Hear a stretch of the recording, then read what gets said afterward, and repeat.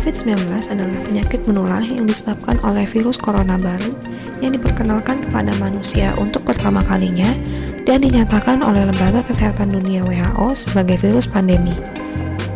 Disebut sebagai penyakit pandemi karena virus ini dapat menyebabkan penyakit atau kematian.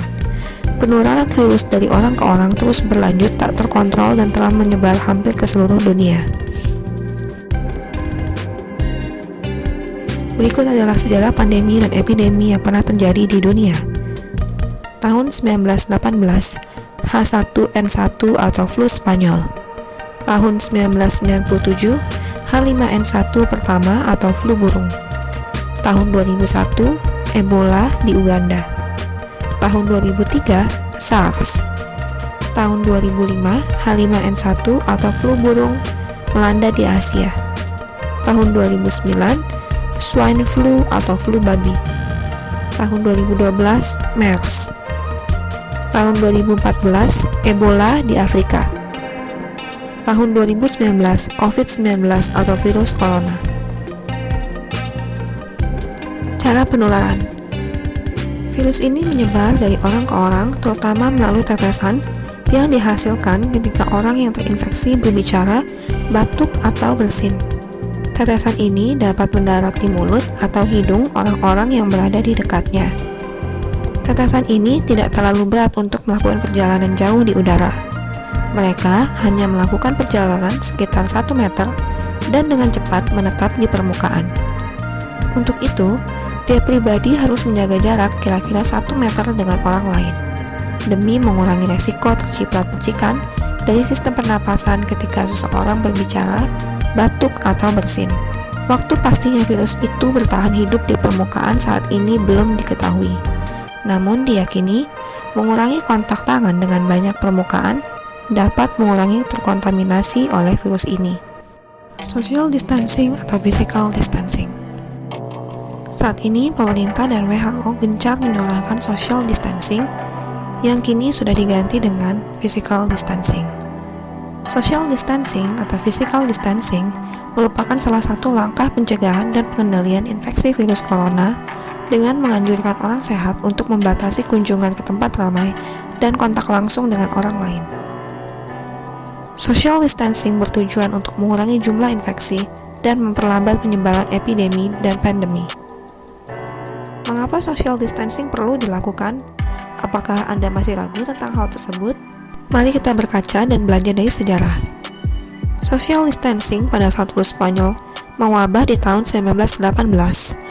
Beberapa kota seperti di St. Louis berusaha menurunkan penyebaran pandemi tersebut.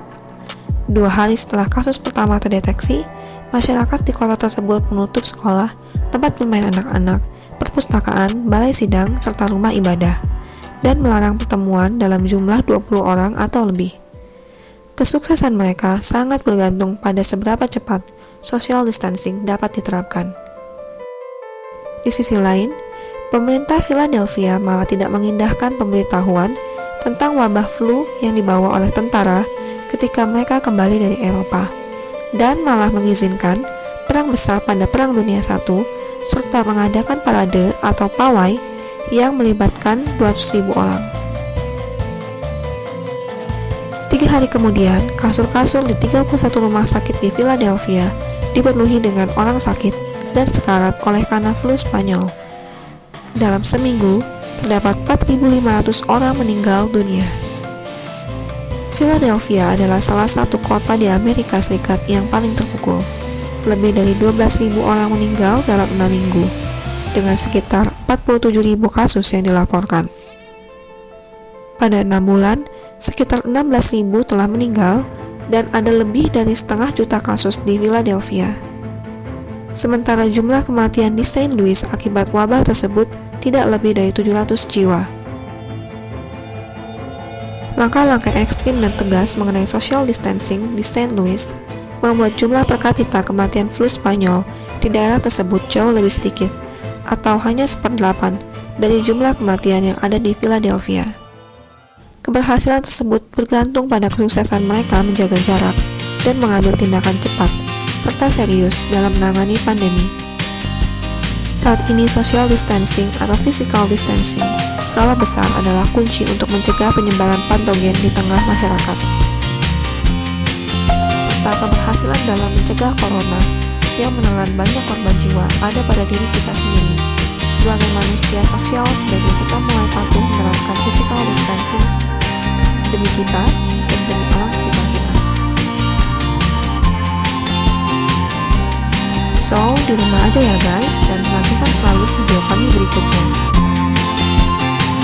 Jangan lupa untuk like, subscribe, dan share video ini jika merasa video ini bermanfaat